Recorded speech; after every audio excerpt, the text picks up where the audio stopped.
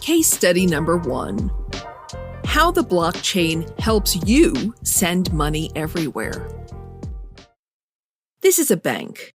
It holds the information about its customers and their money. This information is stored in a giant server. This is Mac. He is one of the bank's customers. He has $1,000 stored in his bank account, which the bank keeps safe. One day, Mac receives a phone call from his mother, who was on a trip in Africa. She tells him about all of the wonderful times that she has had. It is the final day of her trip, and she admits that she has had miscalculated spending and no longer has enough money to buy a magnificent statue of a camel as a souvenir. Mac is a great son and promises to send her some money so she can buy the camel statue. He opens up his laptop and sends some money from his bank account. Surprisingly, he finds out that the bank takes a considerable fee for this transaction, and it will take 3 days for the transaction to reach the destination. And by that time, Mac's mother's trip is already over. Could this have been done in another, more secure, faster, and cheaper way?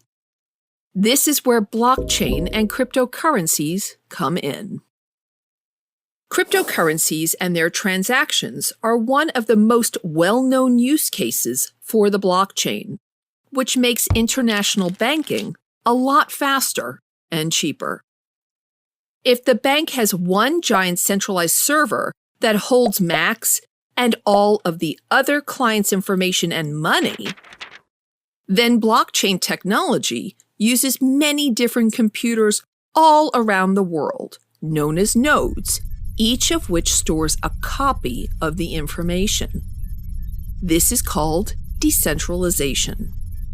It makes the system much more secure and less susceptible to hacks and crashes.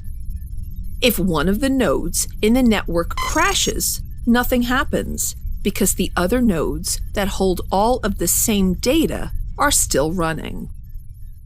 If the bank's server crashes, then all of the transactions are delayed until the server is up and running again. Also, if someone wants to hack into Mac's account and steal all of his money, he would have to hack into every node at the exact same time, while stealing money from a bank would require him to hack into only one giant server. Mac creates a cryptocurrency transaction and sends some money to his mother. The nodes in the network will first check if Mac has enough money to conduct such a transaction. And if he does, then the transaction is bundled up with other transactions that happened at the same time.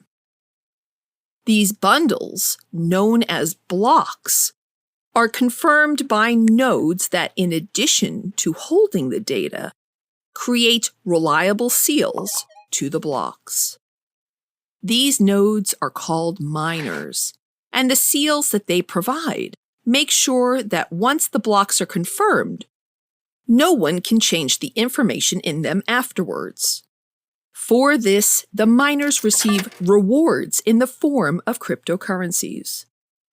After the block is confirmed, it is attached to the chain of previous blocks, creating a chronological order of blocks, hence the name blockchain. Once the blocks have been sealed and added to the blockchain, they can no longer be changed or corrupted. Once the block with Mac's transaction is confirmed, the money pops up on his mother's account. Instead of waiting for days, Mac's mother now has enough time to buy the camel before her trip finishes. Mac is really happy that he could help his mother out and that he can use this new technology to keep his money safe and make international transactions that happen almost instantaneously without paying enormous fees.